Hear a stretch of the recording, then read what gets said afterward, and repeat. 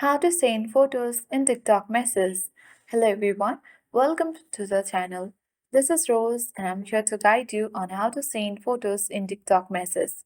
Watch the video till the end, and without any further ado, let's dive right into the video. First of all, launch TikTok app on your device. Make sure to log in to your account.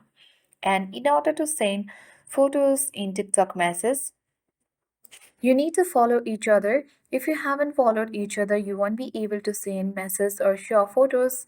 After you follow the person and the person follows you back, you can start a conversation and then you can open the conversation and then send photos. So you can go to the inbox icon at bottom right corner of the screen and choose any user whom you want to send the photo. Now tap on the photos or the gallery icon at bottom right corner of the screen and choose the photo. Then you have to tap on the send button and then you can easily send photos in TikTok message in this way. I hope this video was helpful.